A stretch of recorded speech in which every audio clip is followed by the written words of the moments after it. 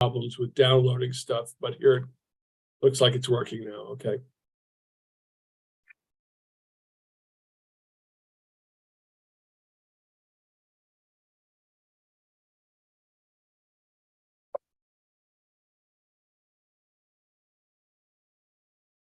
And we are live on YouTube, and I will let everybody in.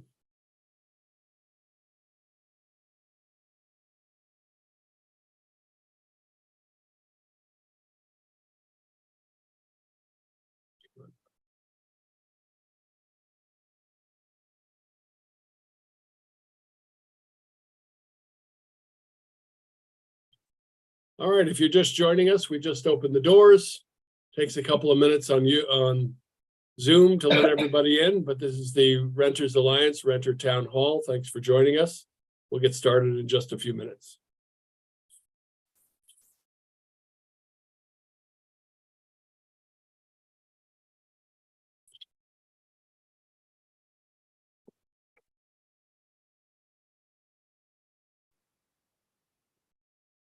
If you're just joining us, this is the Renters Alliance Renter Town Hall. Takes a couple of minutes to let everybody in. If you're just joining us, we'll get started in just a couple of minutes.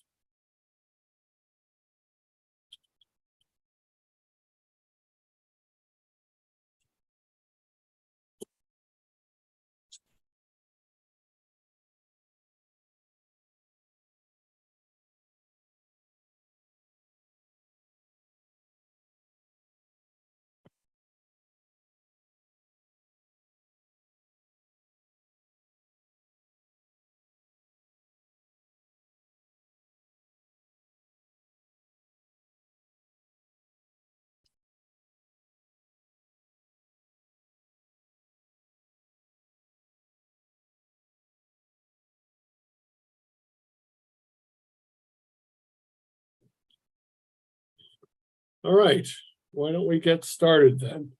Good evening, everyone. Again, my name is Matt Losack. I'm the co-founder, executive director of the Montgomery County Renters Alliance. Perhaps this meeting won't be as long as some of our previous meetings, but we will end at 8:30 one way or the other, but perhaps a little bit earlier. We have had a very busy last 7 days. As with all of our renter town halls, if you have a question or a concern, please put it in the chat and we will address it as we go. I want to report on a few things, but let me quickly introduce the folks who are on our panel, and then we'll get to them for a more expansive introduction when we get to them in the program. But with us, obviously, is the Renters Alliance staff, David Mullins, Malek Demir, and Pat Beckham, who will be monitoring the chat and making sure we get your questions and concerns addressed. We also have the Renters Alliance treasurer, who's making sure our money is spent in the right way at all times, Josh Fisher, who's also a county employee and a union activist. And we have our panelists also for tonight, the new deputy director of Housing and Community Affairs, Scott Bruton, and the new chief of community development for the Department of Housing and Community Affairs, Nathan Bovell, and we'll get to both of these gentlemen later on in the program. And we thank all of you for coming. So on Sunday, we had our first in-person renter community meeting since the pandemic. And it was very well attended and included renters from across Montgomery County, from as far north as Gaithersburg and of course, Silver Spring and Bethesda. And that many of them raised some very common concerns.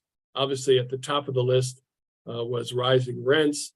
Let me talk a little bit about that.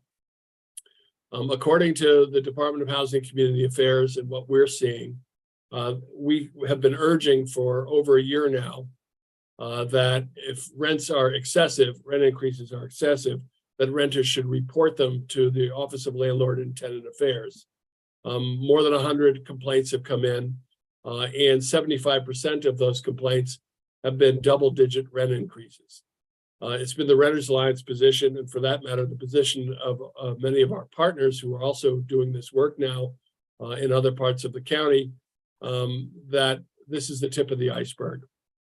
We are seeing hundreds and hundreds of people getting excessive rent increases on top of people who are struggling to pay rent in the first place because of the economic impact of COVID and other economic impacts. So there is a rent stabilization bill that is being considered by the county executive and the council, and we will have a full conversation about that legislation when it becomes formalized. But I promise you, it is on the top of the list for the Renters Alliance. We've been advocating for rent stabilization since we were formed in 2010. We have very serious principled positions on what a rent stabilization program should look like. And we will be submitting to the council and to the executive a formal memo on where we stand and where our board of directors stands on that legislation. But suffice it to say, it is our position that rents should obviously go up to maintain a landlord's profit and keep up with legitimate related overhead expenses. Beyond that, we do not support unpredictable rents that bounce around with whatever the market will bear, with very little responsibility for stabilizing the homes of the people who live in communities, apartment communities now. So we think something needs to be done.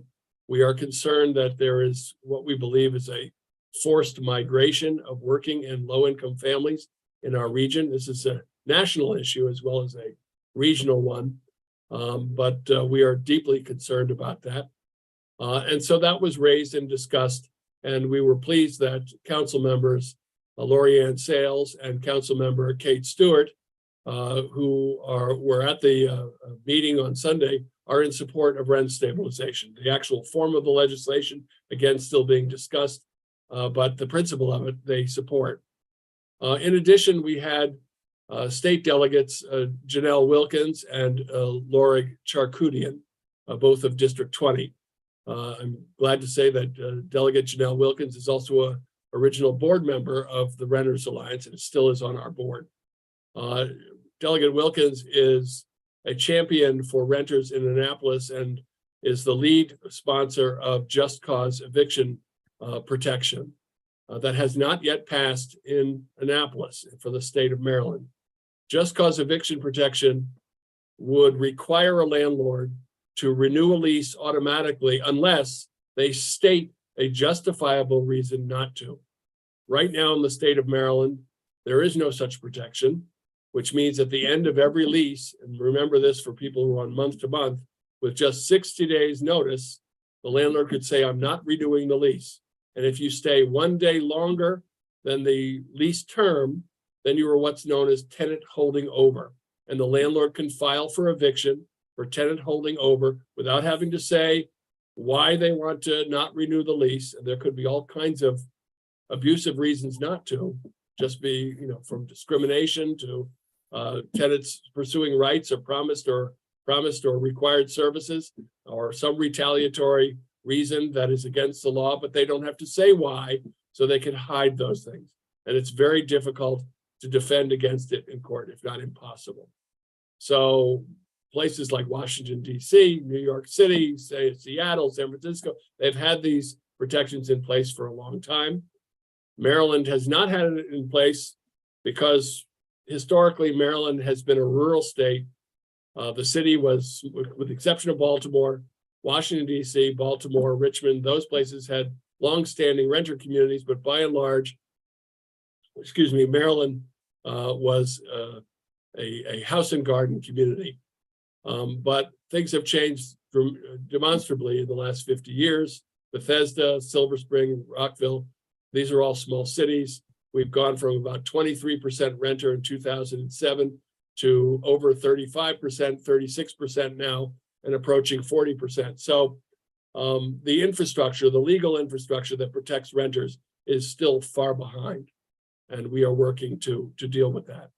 Renters also talked about crime and safety in their apartment communities, and we had a strong representation from the Montgomery County Police Department, including the commander from District 2 and a lieutenant from District 3 and a community services officer who addressed what crimes are going on.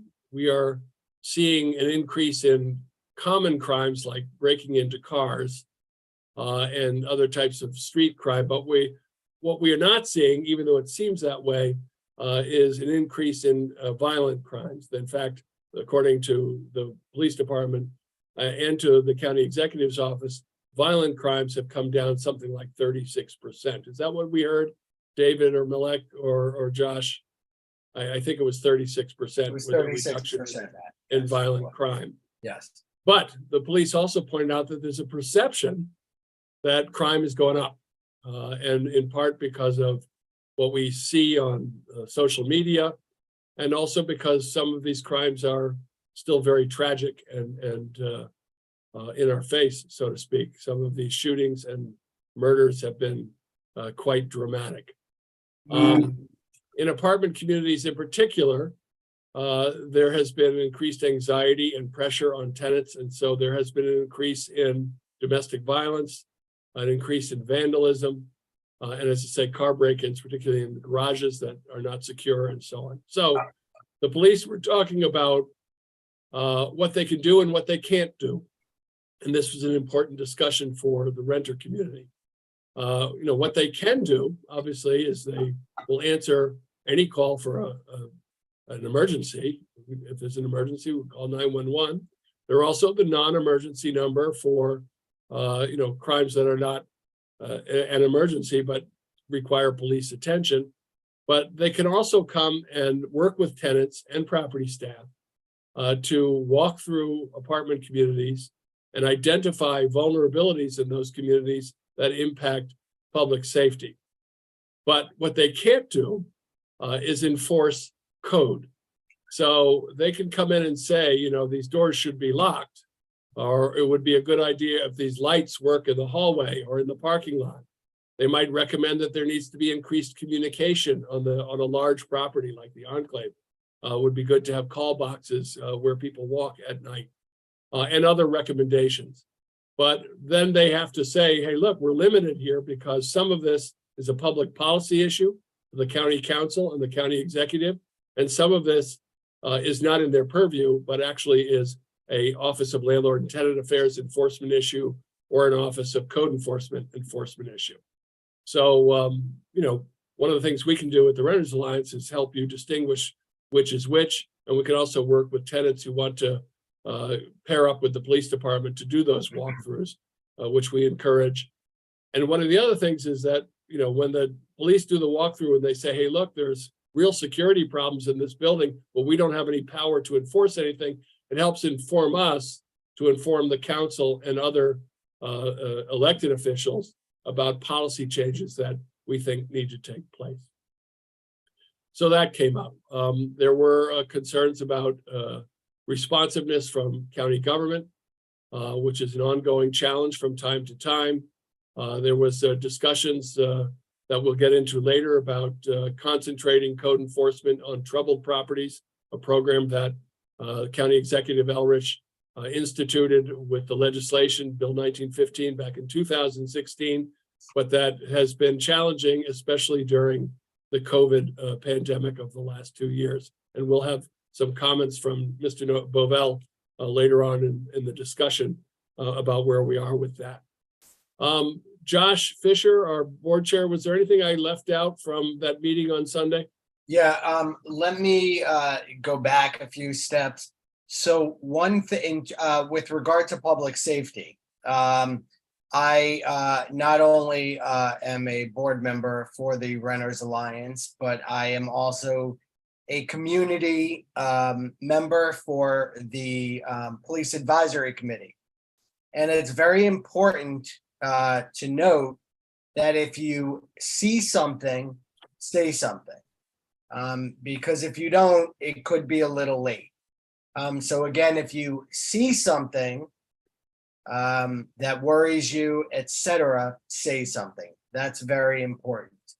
Takeaway from the town hall that we had, it was well attended. We received a lot of information from the county officials and from the public safety officers. I think you hit on most of it, Matt. Again, I was going to note, can we put Ulta's email in the chat for everybody? So Yeah, that we'll- they can get a hold of Office of Landlord Tenant Affairs, and they'll have their contact information there, please. Good, we'll do. And that's Um, it. Okay, let me just also make sure that everyone can chat in the chat. I had to open that up for Yeah, everybody. looks good. Yeah. now. Good. Yeah, we also, Renters Alliance raised a couple other things that have been longstanding issues for ours. We would like to see increased requirements for security in buildings that may not exist now. Landlords don't have to do a whole lot. They have to keep the doors locked and so on, and Mr. Bovell can go into those requirements when it's his time. But, we have seen a reduction in certain types of security amenities. Some buildings have had 24-hour concierge that they've eliminated in favor of cameras. Cameras that many renters report aren't working all the time. And some complain that it's great, the cameras don't prevent crimes, they just tell us who did it. So that's not necessarily in the interest of tenants, particularly in vulnerable communities, senior communities. We do think that there ought to be more required, particularly for buildings with a troubled history of crime or buildings with vulnerable populations. But again, that's not the law right now, but it is an interest of advocacy for the Renters Alliance. So that was the meeting on Sunday. We will have additional in-person meetings around the county, not just in Silver Spring, but also in Bethesda, up in Gaithersburg, and up in North Country, Silver Spring, as we call it. So look for that information. We did have a renter town hall also last week and covered a lot of these issues as well. And we had a full meeting on Monday with the council vice president, Andrew Friedson, who was very interested in getting a snapshot. That's all you can really get in 4 hours of the state of rental housing in Montgomery County. I was honored to be one of the speakers, along with an expert from an organization called Policy Link, who was talking about, named Tram Wong was her name, and talking about rent stabilization programs around the country, and also asking us what we are seeing. And as I mentioned to you before, we are seeing a lot of people, thousands of people who are rent burdened, and many of them who are self-evicting, that is moving before they end up in court. We've also seen a lot of people who are in court and an increase in that number. The number of people who have gotten the what's known as a writ of restitution, that is have gone through the process, gotten a judgment against them, and had their landlord filed to repossess the property, that number has tripled since last January. So the trend is not good. And so again, we are looking to the county council to seriously consider a rent stabilization program. There were other folks who spoke. The landlords spoke forcefully about how they are not happy about anyone regulating their ability to increase their profits, as you might expect them to do so. But also interestingly, and often not considered, is the nonprofit housing community. Montgomery Housing Partnership was there and others, and they reminded, almost contradicting the commercial landlords, but they are all stabilized. And they have not, the sky has not fallen, and they have managed to maintain their income to support their staff. They haven't been laying off people. They haven't had to shut down buildings. In fact, Montgomery Housing Partnership, when we first knew them over 10 years ago, they had about 1,100 units. Now they're at 2,800 units. So they are growing slowly, but they're growing and managing to do that within a stabilized number that the county provides. So I thought that was particularly interesting as a point. One of the commercial landlords, the largest in this region, Southern Management, warned that they would not invest in Montgomery County further if the county regulated them too much. We'll wait and see what happens there. But they also said they rarely raise rents, if at all, beyond what the county recommends anyway. To which council member Will Jawando pointed out and said, well, if it's not going to really impact you, why do you care? So it was a good point to make, because just like with just cause eviction, which has to be enacted at the state level, the landlords say they would never evict anybody without a good reason. So in their testimony, so we say, well, if you would never do that, then you won't mind us requiring you state what the good reason is. And of course, they demur when it comes to that. So that's my spiel on what's been going on the last few days. I urge everyone to please stay tuned on the very serious discussions coming up with the council. We are grateful that we have some new leadership at the Department of Housing and Community Affairs with fresh eyes and with experience in this space. The Renters Alliance believes there's so much that needs to be done to not just reinvent government, but rethink how we do things in order to meet common goals of stable, quality, affordable housing.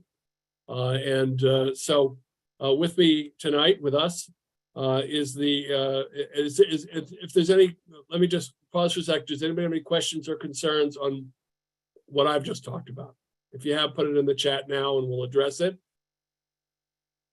Otherwise, I'll move on. So again, we have fresh faces and fresh thinking at the Department of Housing and Community Affairs. And so we are honored and pleased to have with us tonight the new Deputy Director of the Department of Housing and Community Affairs, Scott Bruton. Scott, would you tell us a little bit about yourself and whatever else you'd like to say? You're on mute, Scott. Yep. Thank you. I always do that. How y'all doing this evening? Wish I could see everybody's faces, but I can see the panel. Thanks for joining this evening.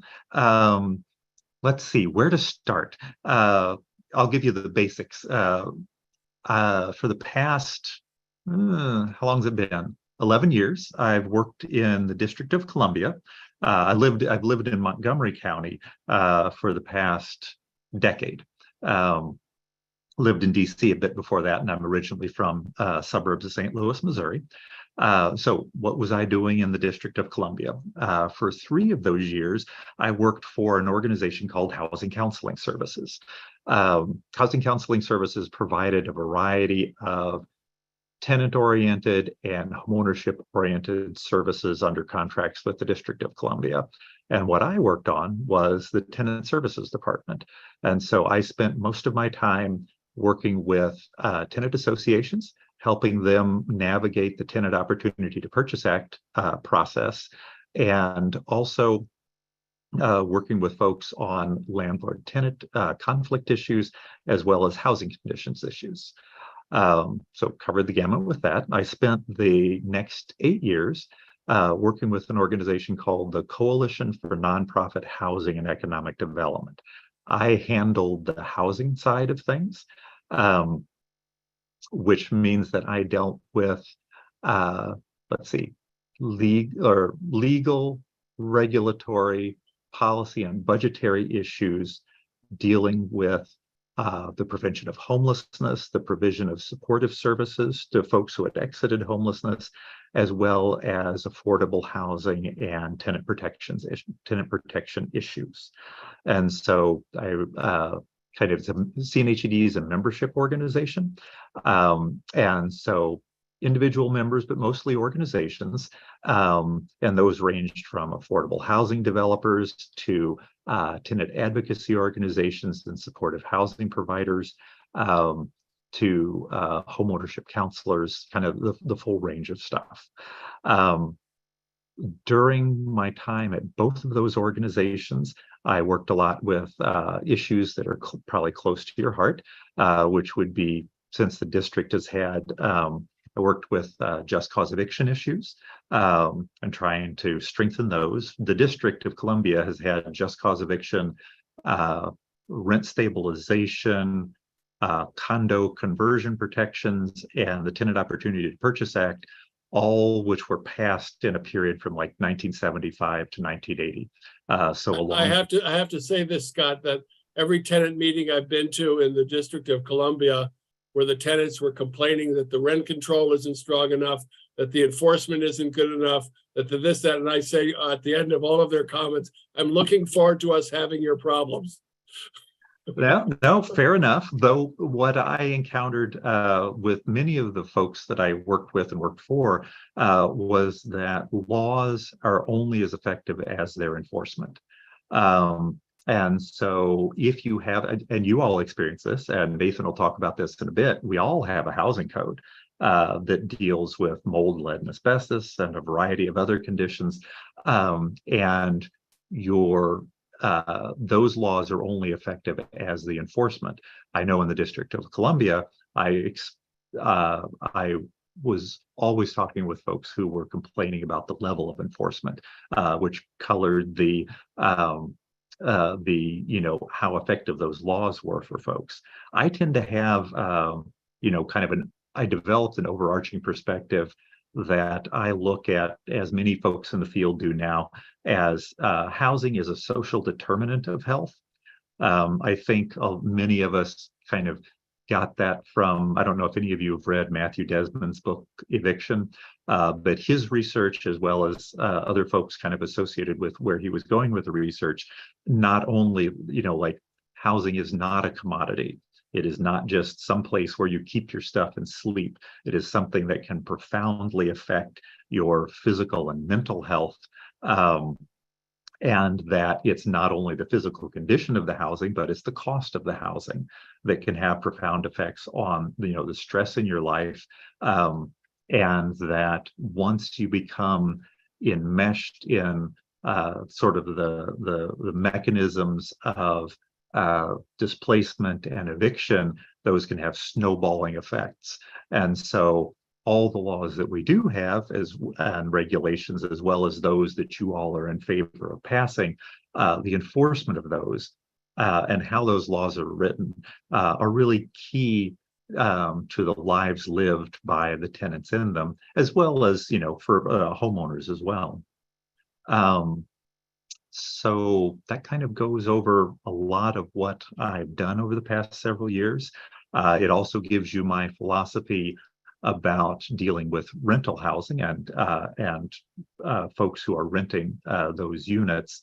And it informs how I look at not only the creation and preservation of affordable housing, the enforcement of the housing code, how you mediate landlord-tenant relations, and the kind of passage of policy issues and passage of new laws dealing with those policy, as well as new regulations.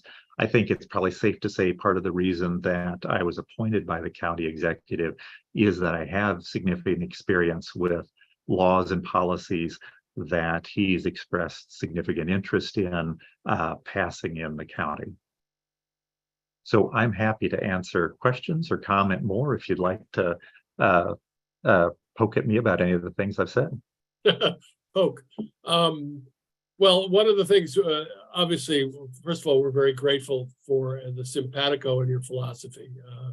The renters for a long time have been, I'm not being hyperbolic, have been desperate to see leadership at DHCA that understands what they're going through, understands the value of stable, quality, affordable housing, what it means to community health, welfare, and prosperity.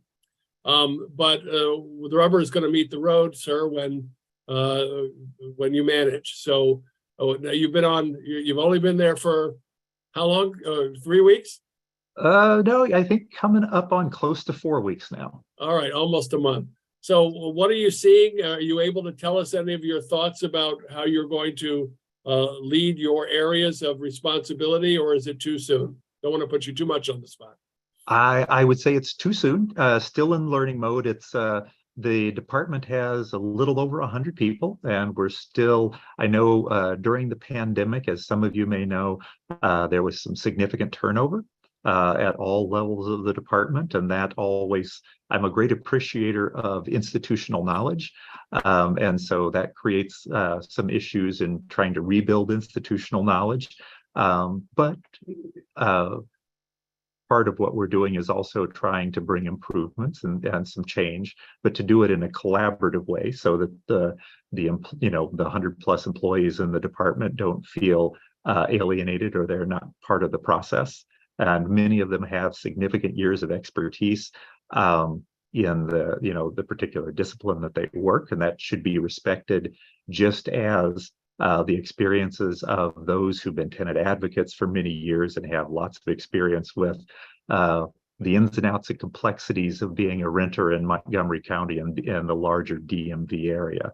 So what I've been doing a lot is, when I'm not trying to cope with the fire hose of emails and phone calls and meetings being added to my calendar, is to walk the department and to talk with everybody from the chiefs of the 3 different divisions and the current director.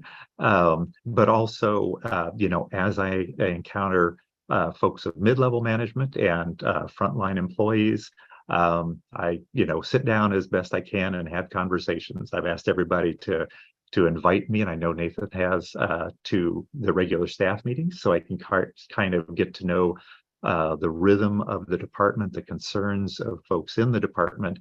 But then also, when organizations like yours or the county executive's office or the council have brought issues to our attention, I do my best to pay attention to how those issues are dealt with within the department. What are the rapid response kinds of procedures that we have in place?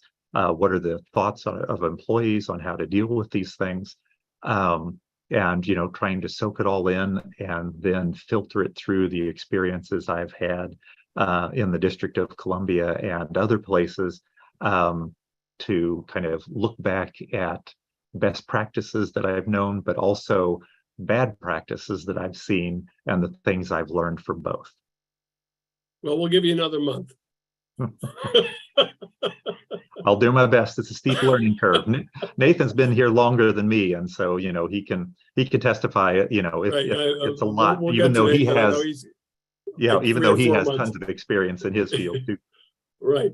Well, we've been at this for over a decade and working closely with DHCA. One of the things we hope will be in your portfolio will be to increase the more in-depth meetings and outreach discussions with us and some of our partners to get into the real weeds about what we can do together to serve the renter community on a regular basis.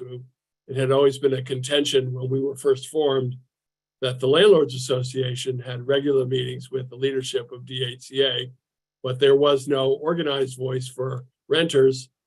So we organized the voice for renters, and then they had no meetings with us. So unless we banged on the door. So we're hoping we can systematize that a little bit so that it becomes part of the culture of finding out what's going on, listening to us, and hopefully making improvements where necessary, and keeping us informed so that we can communicate with renters what's going on.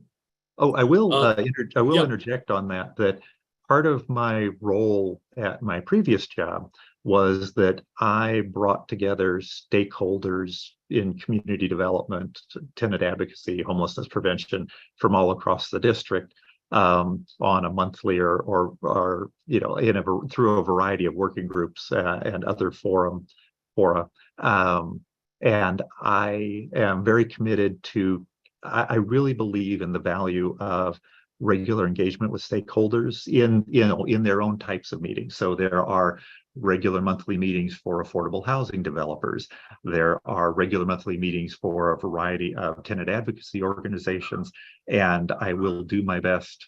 I don't think I could keep up with your pace of like 3 meetings in a month, but I will do my best. Neither can we. We can't either. Barely. Yeah.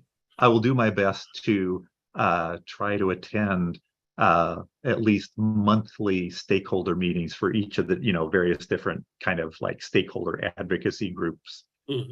So that I can, know what's going on the ground and I want everything from, to know about your thoughts on everything from larger policy issues, and I'm sure Nathan is interested in the thing I'm going to say next. What are problems at individual properties that you're finding out, and not just when somebody has a flood or a fire or an explosion or anything like that. What are trending issues you see with properties, so that we can try to be proactive yet fair with all the parties involved, because all of us who've worked in this area for a long time know that not every landlord is an angel, nor is every tenant an angel, and we have to do what we can to help those out in need. Indeed. Well, we're looking forward to those discussions on project-based issues as well as ongoing issues. As a former press guy and communications director in federal government and local community and nonprofit, I've always operated on the basis of no surprises, and that to the extent to which both of us, we don't want to hear that DHCA is a major initiative that's going to impact renters that we weren't involved in the development of, and likewise, you guys don't want to hear about us involved in something that's going to cause work for you all that you didn't know was cooking. So I think we're delighted that you're talking about mutual communication and keeping in touch and keeping your pulse on what's going on in certainly our mission. Any questions from the attendees or from any of the panelists to Mr. Bruton? Dr. Bruton, I should say. Scott's fine. I don't see anything directly. Dave, do you? We had a question related to that hearing on Monday that I think you can come back around to later, but I didn't see anything else. Okay, then we'll come back around to that. Thank you. Scott, I'm happy to introduce this gentleman, but since you're the deputy director, do you want to say who else we have? Oh, sure. I didn't prepare, like the normal joke and, like reference to, like some personal experience I've had with Nathan in the 4 weeks that I've known him. But Nathan Bovell is the head of.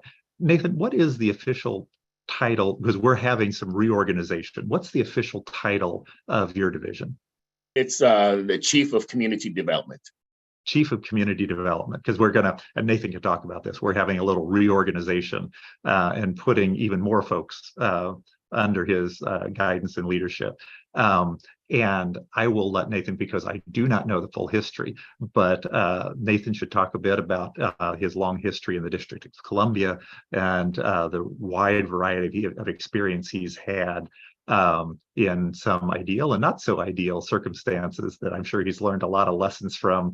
And thankfully, he's brought all that experience to work here with DHCA in Montgomery County. And I can say he is generally always smiling and a pleasure to work with. Well, let me just throw in a couple of tactical points there that are important.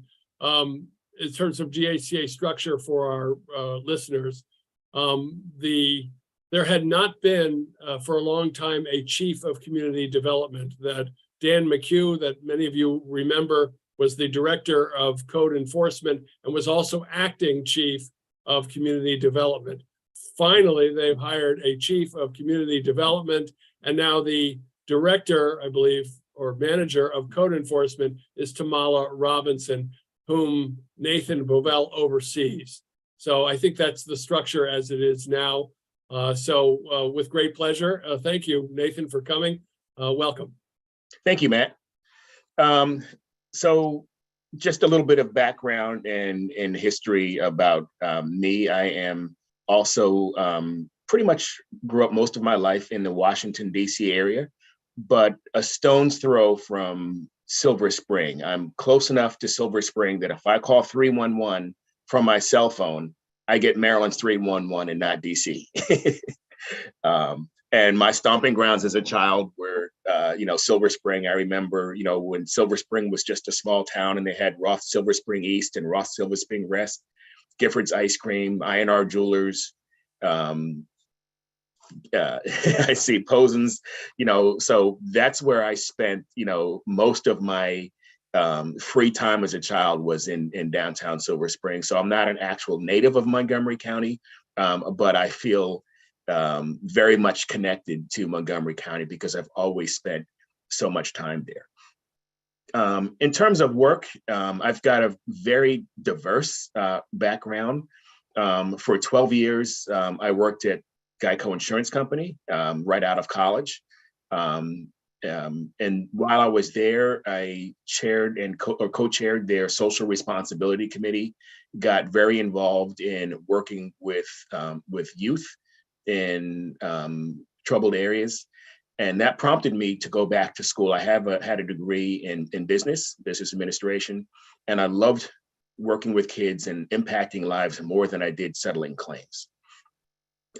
So I went back to school. I got a master's in social work, and for several years did child welfare work.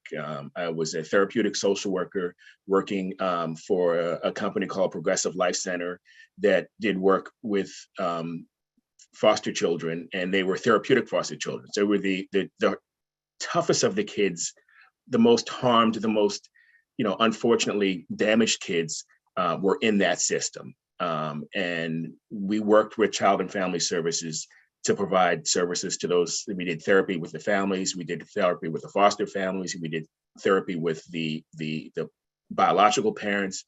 And it was actually one of the most rewarding jobs I ever had in my life, because you have such an opportunity to have an impact on someone's life who otherwise wouldn't have had those opportunities. But while I was there, I started providing some services to the District of Columbia Housing Authority, working with youth there. And the staff at the Housing Authority somehow, I'm not sure, convinced me to come work for them. And that was in the 90s, 98. At that time, the DC Housing Authority had been in receivership for several years. They had been a very troubled organization. But during the time that I was there, and I'm not by any means taking any full responsibility for their success, but went from being a troubled housing authority to a high-performing housing authority. And during those years, they also attained what they call a moving to work designation, which is a designation that HUD gives to housing authorities who are performing well, and it gives them the opportunity to sort of work outside of the normal HUD regulations. You have to come up with initiatives. You have to put some measurable metrics in place, get that approved by HUD, and it's a way to perform more effectively than under the structure of HUD.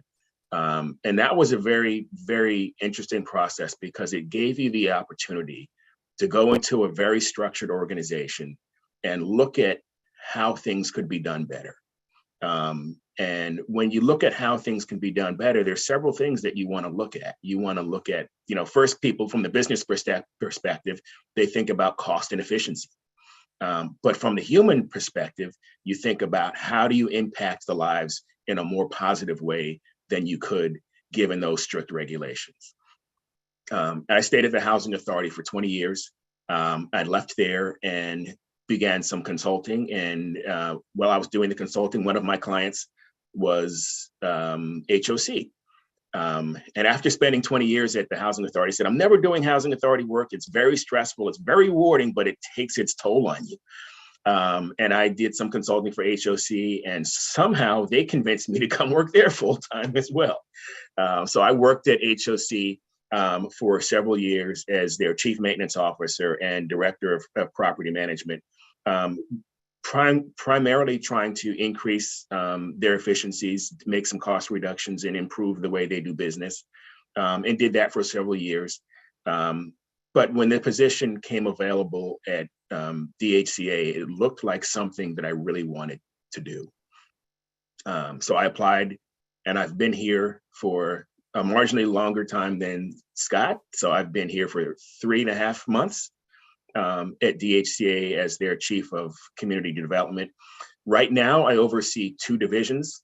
One that most people are most familiar with is code enforcement.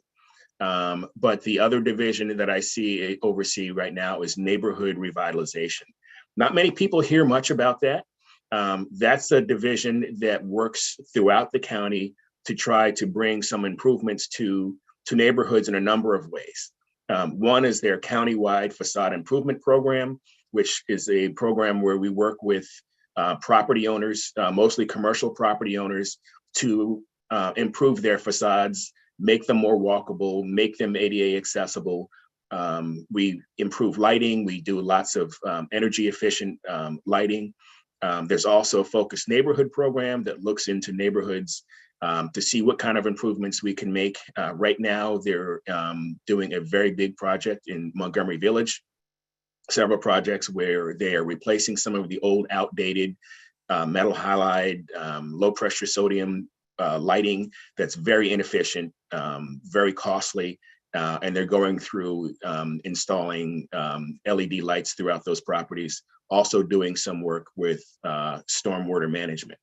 And then they have just some other funding programs, project funding resources, where they'll work with property owners to fund certain initiatives that they want to have. And it's usually a matching funds program where a property owner will say, I want to put, and this is commercial as well, put in a certain amount of a certain amount of funds, and we'll match those funds to help them with approved initiatives.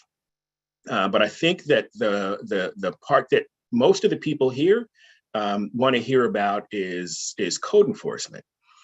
Code enforcement is the division of DHCA that enforces several of the county's codes that are related to housing. Those codes are Chapter 26, which is the housing and building maintenance standards, Chapter 48, which includes solid waste, and Chapter 58, which includes weeds. And those three codes collectively are the sort of regulations that Montgomery County uses to stipulate how buildings, how properties, how in single family homes are to be maintained. We have a complement of 35 housing code inspectors. We have one manager, which is Tamala Robinson, and then we have 4 supervisors who are responsible for that tremendous task.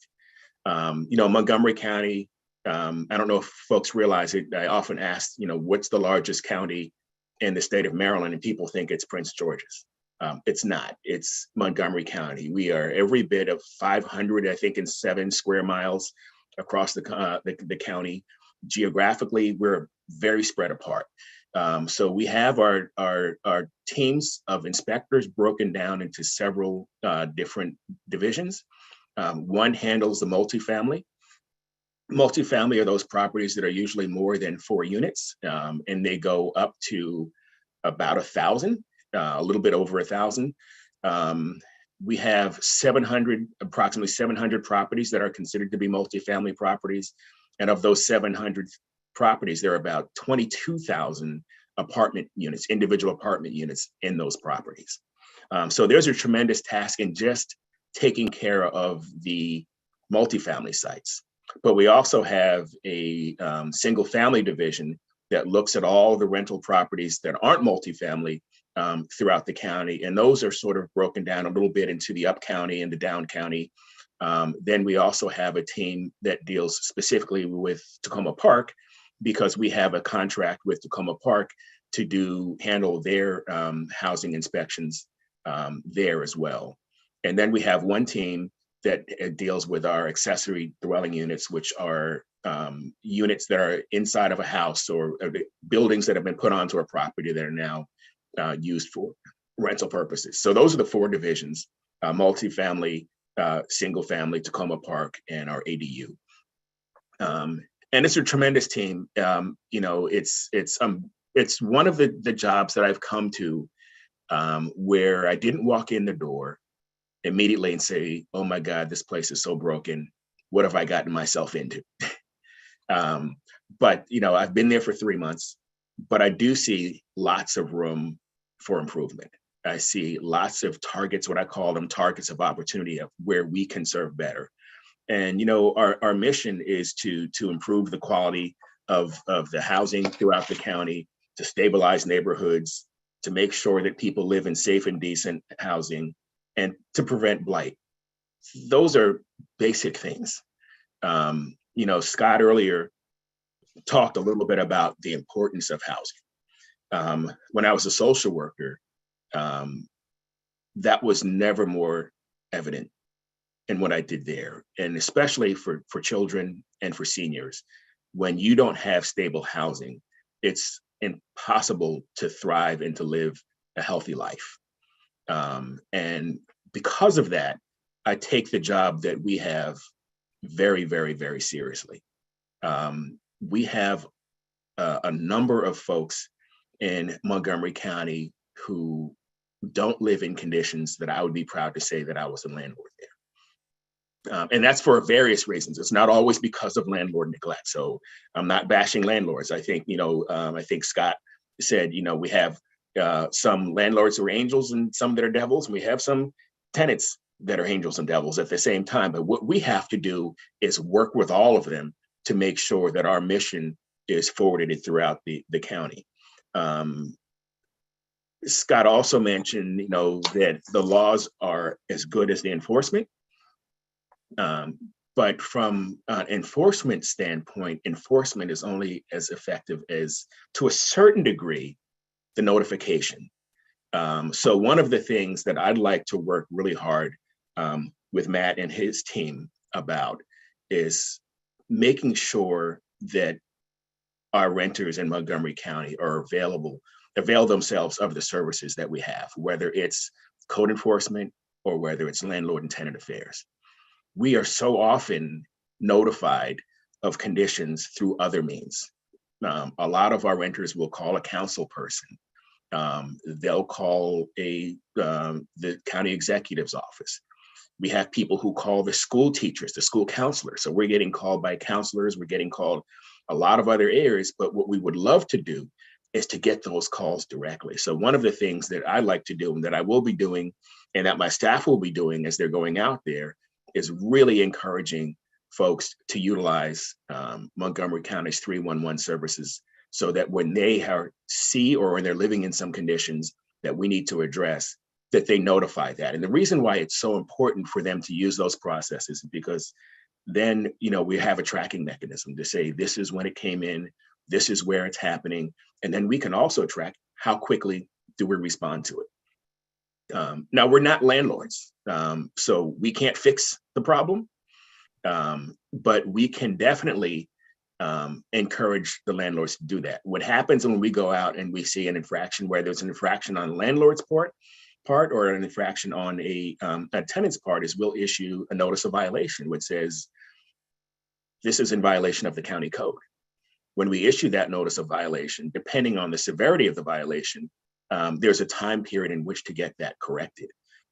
If it's an emergency, that time period might be 24 hours. If it's something less than an emergency, it could be 15 days or it could be a month. But our inspectors definitely they go follow up. If those violations aren't corrected, then they'll issue actual citations, which have a monetary deterrent attached to them for not repairing them timely. Now, I will say that doesn't necessarily mean that if a violation isn't corrected, that they're going to get an infraction that attaches money to it, because part of what we look at is the landlord making good faith efforts to try to make those repairs. And one of the things that I've noticed being in property management, being on the maintenance side of things, is, we mentioned it briefly, but COVID made things very difficult in a lot of ways. One of the things that a lot of people don't think about is that when the pandemic first came, there were more people at home, including children and adults, than ever possible. That put more wear and tear on building systems. It put more wear and tear on houses. It put strains on families because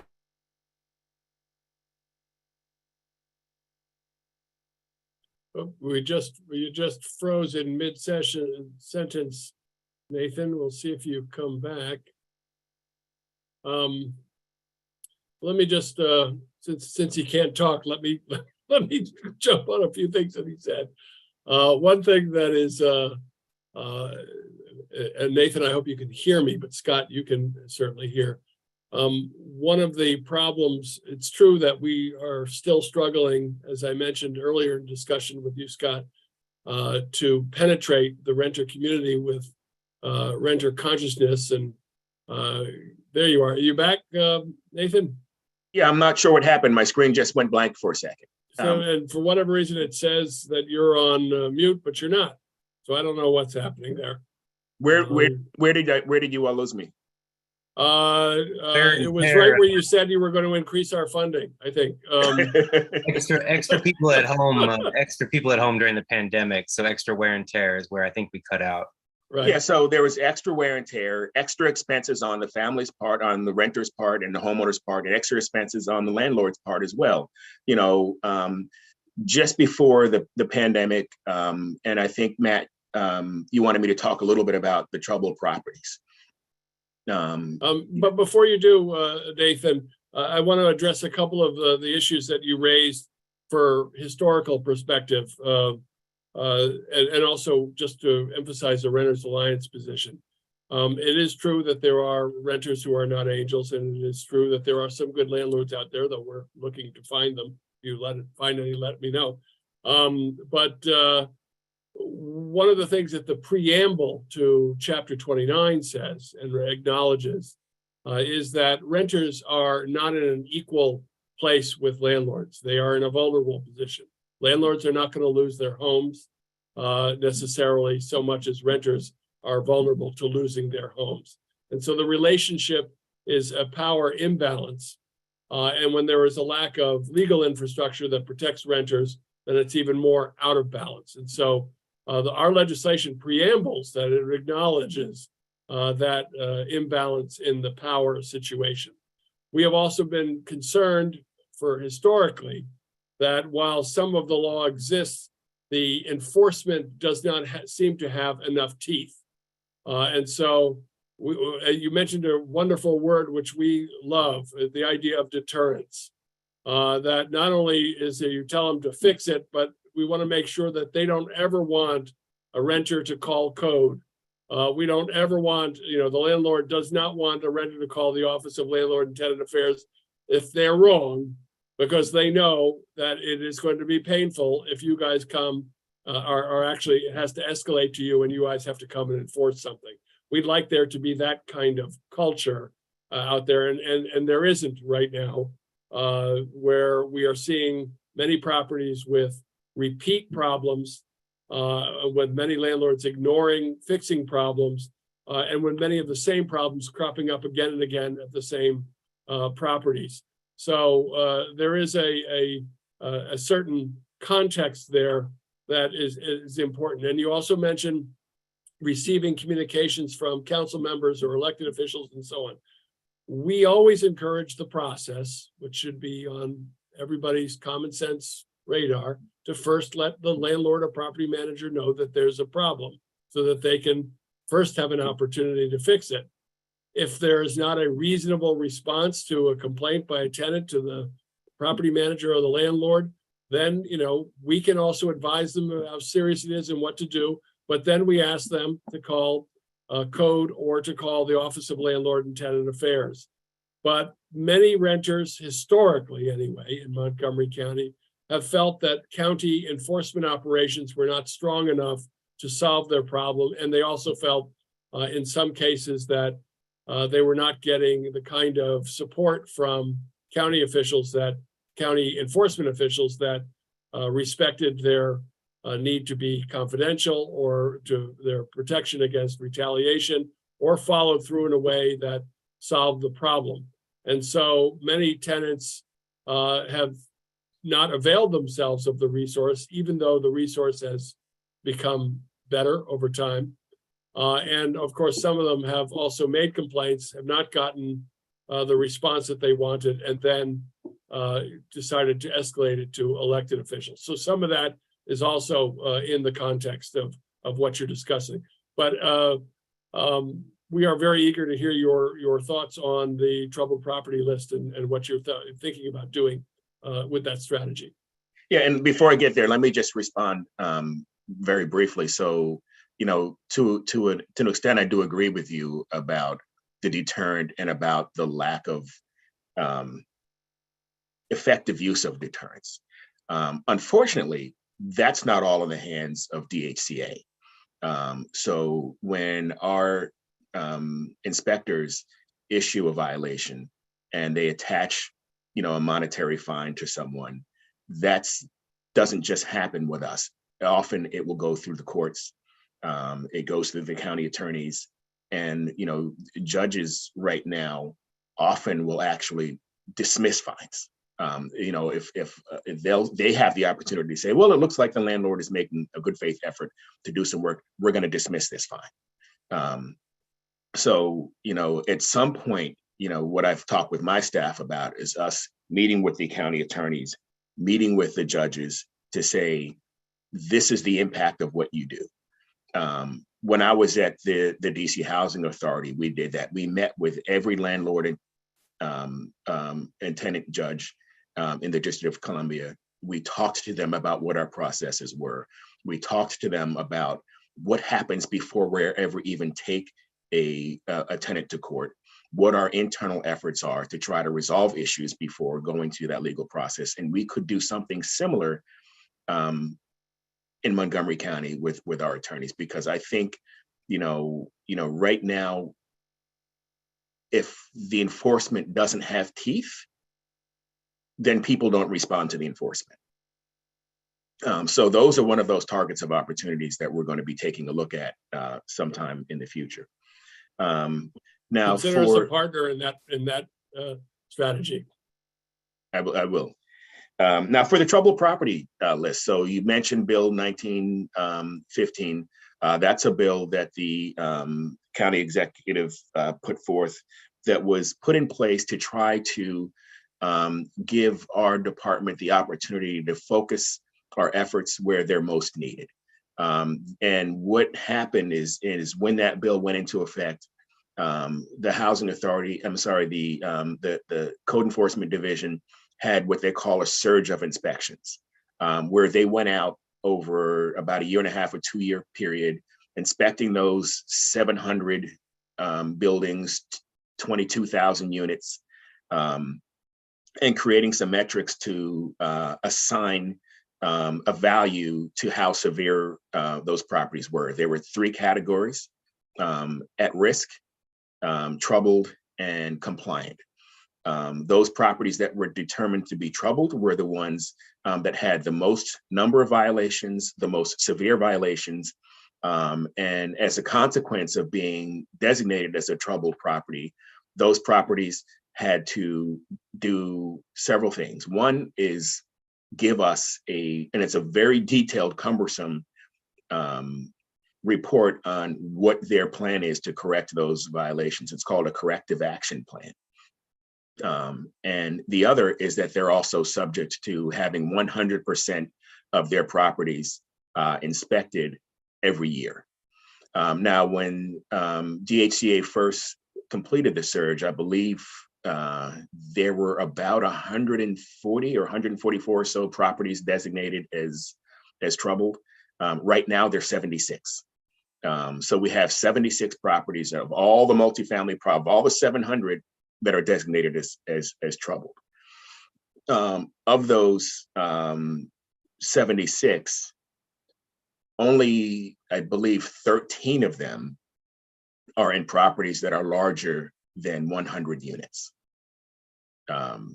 So the preponderance of the properties that are designated as troubled are actually smaller buildings. And part of that has to do with the formula in terms of how that troubled designation is arrived. So, for example, if you have a 4-unit building and you have infestation in 1 unit, you're automatically going to be put on the troubled property list, because part of being a troubled property will say that you have to have, 25% or more of your units have infestation. But the good thing for us is that, that's something that the landlord can work on to fix. And we expect them to come off that list in a more effective manner. Now, in the spirit of being fully transparent, one of the areas where we have to improve is how do we really work with the troubled properties to have that carrot in the stick, as you would say, and make sure that we're as diligent as possible in terms of following up with those inspections and getting those violations corrected. So my team is working very hard on that right now. I'm pleased that we don't have as many troubled properties now as we did several years ago. And I think we have about 130 of those properties fall into the at-risk category. And when you're in the at-risk category, we have some discretion in terms of how frequently we can inspect. Typically, with an at-risk property, we will do inspections 25%, but we can go up to 50% or even 100%. And there's some at-risk properties right now that we're planning to inspect at that 100% rate. And if you are a compliant property, then you're just subject to your average triennial inspection where you get inspected every year up to 25% of those properties. So it really does give us a tool to look at what are our most challenged properties, where do our efforts need to be placed the most, but where we need to improve is how do we really use that tool to effectively work with those housing property managers and owners to really address those issues so that we don't have people who are living in the conditions that we wouldn't be happy about. Well, we're really keen on meeting with you to discuss this further and get into it in the weeds. One of the things that, and maybe this is because of me, but we had hoped that the troubled properties list and strategy would be more public, more so we'd see who those 13 are. Oh, it's so public. It's listed on the county's website. Well, I can't find it, so it would be good if we could actually publicize that a little bit. I think shame works in some ways, and I think also we want to be able to make it interactive so that the tenants can go there and look and see what's going on at various properties and report, so that they can keep you informed on properties that get off the troubled properties list if they're still complying, and if something else is going on. I would like to be able to publicize that more and publicize the activities of the inspections so that tenants can stay informed and also engage code when they see something. Well, one of the things I will say is that when a property is on the troubled property list and they're getting inspected at 100%, there are letters that go out to the tenants informing them of those inspections. So they will get letters saying we're coming out, we're going to be doing the inspection, to do a large property. So to do a 800,000 unit apartment complex takes 3 to 4 days with a large team of inspectors, usually 15 to 17 inspectors inspecting all day for those days. And those notifications, like I said, will go out to the property owner, they'll go out to the management company, and they'll go out to all of the residents because we wouldn't be entering their units without giving them proper notification. Good stuff. I'm just looking at the troubled property list, the page, but what I don't see is the list of the properties, and maybe I can't find it, but that is something we'd love to be able to look into more and discuss. Say the other problems is that that has come to us often is that some of the properties complaints of violations seem to take a long time to fix. And so what DHCA thinks is a good faith effort to fix something is not necessarily a good faith waiting period for the tenants who are doing without fixes or elevators or whatever it happens to be. Real quick, Yes, David. We had a related question, so I just wanted to kind of interject about like how to, someone had heard their property was under investigation and how to track that. And e-property came to mind, but then hearing your conversation, I pulled up this Data Montgomery that seems to be the place that is for troubled properties. So I don't know if there's any further comments about where to kind of track what the status of your property's investigation. I'm glad to drop the e-property in here, but I didn't know if there's any other, So the Data Montgomery will identify the properties that are designated as troubled. And just as a matter of process, every September, DHCA creates a report to the county exec and this council of what properties are on that troubled property list. It's done annually. They stay on that list and will stay on that list until either the corrective action plan is received and the violations are corrected, and then they're re-inspected with a better result. But they'll be on that list for a year. So you could have properties, especially some of the small ones, who may be on that list for a year because it's done annually, that may not actually be as troubled, and I think that some of that terminology is troublesome because you have some great landlords who have 4 units, 5 units, 6 units, and a couple of folks that have infestation, and they end up on that list. And they get looped into some of the properties that have not so great landlords who are on that list for other reasons. But we can't help that. That's just the nature of how that works. The e-property gives someone the opportunity to go into that website, into that database, and to take a look at a address or a unit and see what violations are active at that property or at that development. So you can look at that. It won't tell you that it's actually troubled unless you are savvy enough to look through, and I believe it lists the nature of the inspection or the nature of the complaint.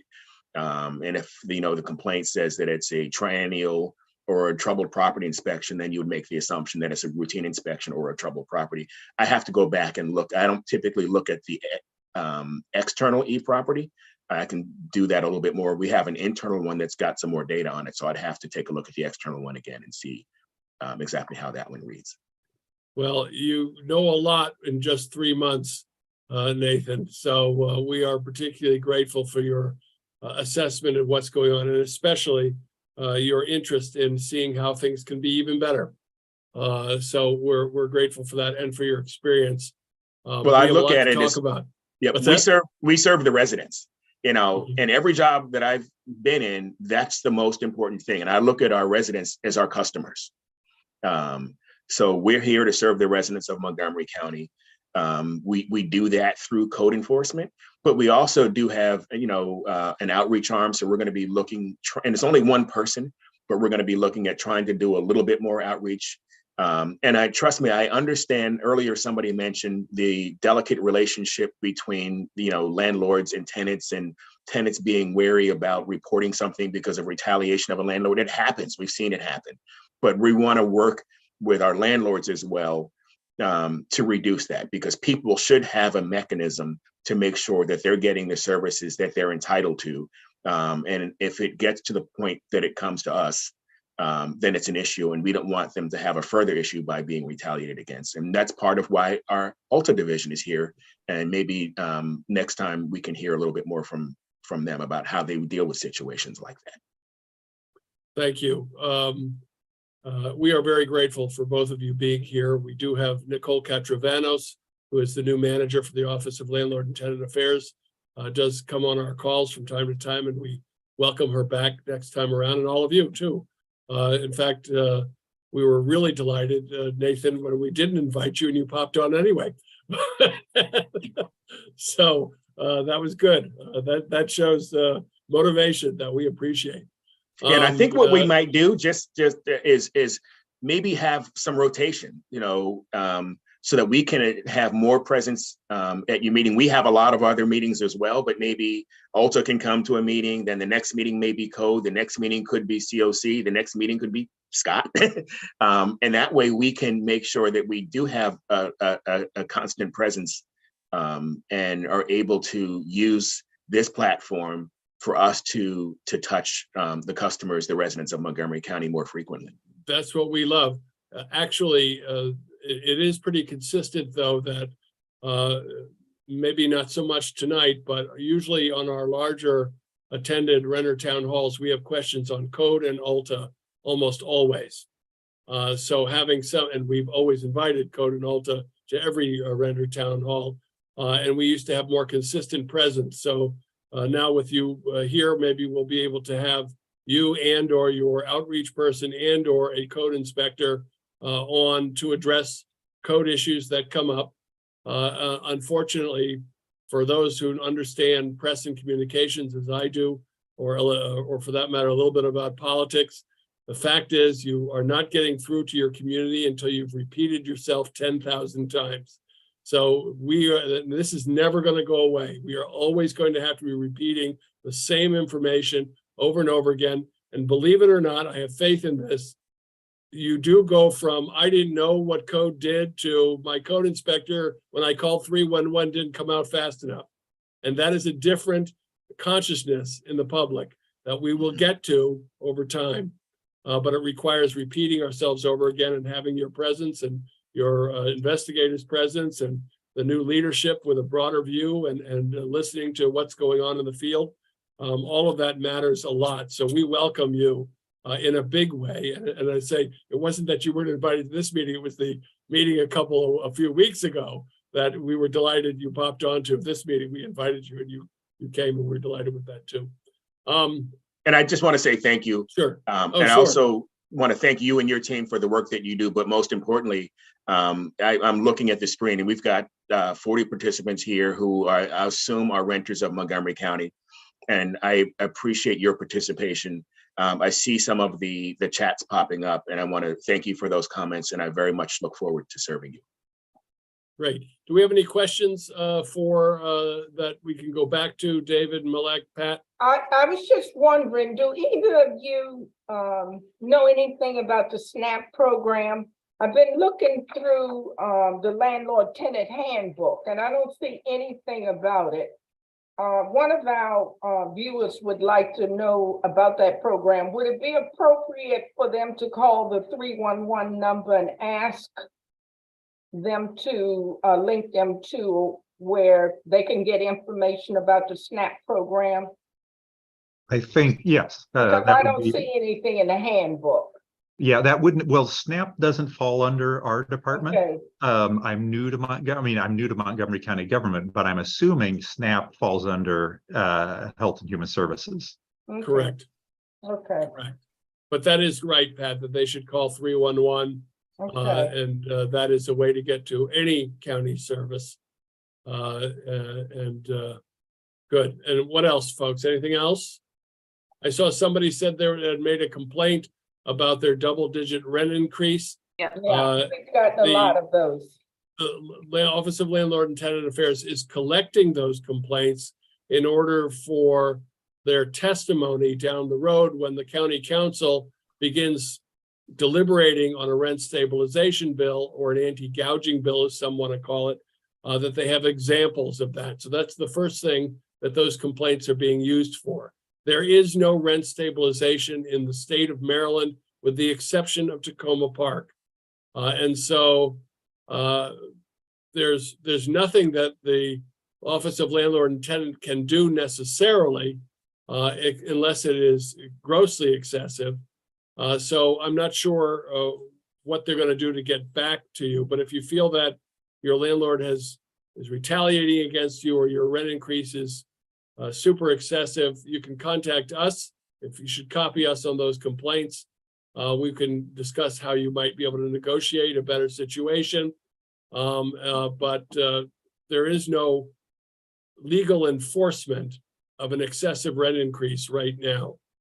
I would say, for Scott's benefit and Nathan's, that the department did take at one time a view that an excessive rent increase constituted a constructive eviction, and operated an enforcement response based on that approach.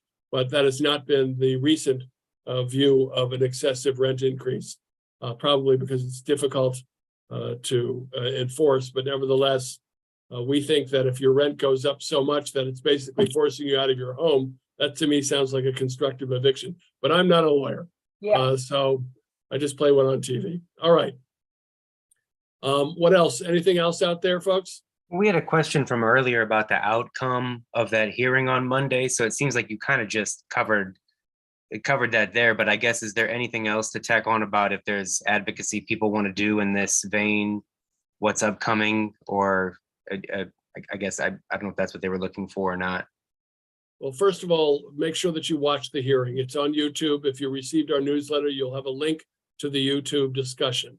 You can also go on the county council's website and look up the Monday agenda for the Planning and Housing Committee, and you'll see a connection to YouTube if you didn't receive it from us in our newsletter. So watch the hearing. It is interesting. It's long, but it's interesting. Or you can just cut to my remarks, and that's all you need to know. But it is important to understand what's being discussed out there. We view the hearing as the first salvo of a more serious discussion of rent stabilization in Montgomery County. If you're on this call, you will be in our database if you're not already. You'll be added to our database, and you will receive more information about upcoming hearings, upcoming activities regarding not just rent stabilization, but other policy discussions going on in Montgomery County and other issues of interest to renters, including available resources. So that's the next step that I know of. We are soon to see a codified draft of the rent stabilization bill. It has not, it's still in draft form. There's still deliberations about what it should contain. And so it's not a public draft yet. But when it does come out, we will share it with everybody. And then, we all have to remember that we are all citizens and we all vote and we all have a voice. And we should act collectively and individually to let our elected officials know that we support a position one way or the other on these policy issues. If you don't do that, then elected officials will go to wherever the loudest voices are, and they have historically been the landlord and developer community. So keep that in mind. When it comes time to stand up and be heard, we hope that you all do so. Anything else? I could ask a question. Yeah, sure. For Nathan, if possible, because I appreciate you putting out the actual numbers. It's a staggering amount of units, 22,000. And when you the breakdown of where your investigators are, I was curious, do you feel like that the kind of the resource allocation right now that you see is appropriate for how many? Because the other kind of it would sound like single family accessory dwelling unit. I don't know those numbers, but it feels like it's going to be quite less than 22,000. And that was cool hearing you say 15, 17 people on site, for a large unit. I'm just curious, do you feel like on a day-to-day, the resource allocation is appropriate for the numbers? If you talk about resource allocation and you're going to suggest that that's funding, then I'm going to say it's never enough. There's so much more that I wish we were doing. But funding is absolutely an issue. So for single family rentals, we're complaint driven. We don't go out and do spot checks. We don't inspect them annually. It's a complaint driven process. So if someone does not call 311, ask for code enforcement and say, I'm having this issue, we will not know about it. For the multifamily, I think that what we're doing now is an excellent start in terms of doing those annual inspections for the troubled properties and the more frequent inspections for the multifamily. What sometimes, to be honest, what we see as out there is often we'll see a couple of egregious situations at a site that the majority of the folks at that site don't experience. And so you hear a lot about it. They're the squeaky wheel that Matt was talking about. And, you know, it gives the impression that, oh my God, this place must be terrible. But, you know, what we have to look at is, of the 700 or so multifamily properties that we have, only 10% of them are listed as troubled. And of those 10%, only 10% of those are larger properties. So I think, you know, in general, and coming from DC, I have to tell you, the housing stock in Montgomery County is so much better.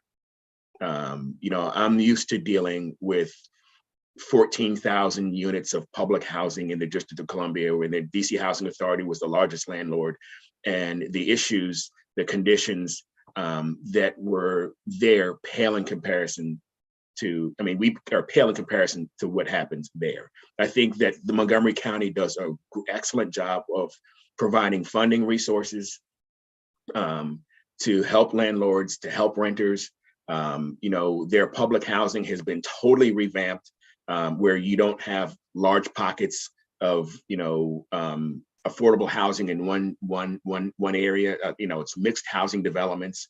There's no more true public housing really in Montgomery County like they still have in DC. So it's a refreshing environment to work in. I see so much potential that's available here. And, you know, I think that, you know, when the Housing Authority in DC started really trying to improve the housing stock, we saw an increase in complaints, but the complaints changed.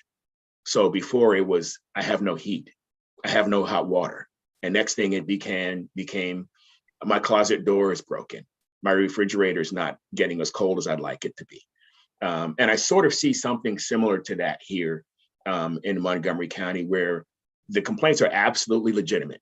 There are things that need to get addressed, but I'm pleased that they aren't of the severity of the kind of things that I would see in Washington. And I think the better you get, the more complaints you get, but that's fine, because, you know, I believe in a Kaizen approach, and that means there's continuous improvement. So the more work we do, the more work we should be doing more in the future. We never get to a plateau where we say we're done. Yeah, it's You not know. going to happen that way, but we are looking forward to the complaints coming in being the lousy holiday ornaments in the lobby.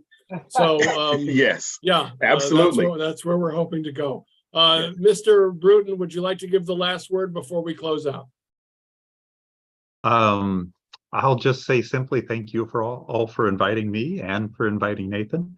I loved his suggestion earlier to have different parts of DHCA cycle through your meetings. I think that would provide, like you all more direct contact with those who are, enforcing the code and doing policy issues. I think that's a great idea.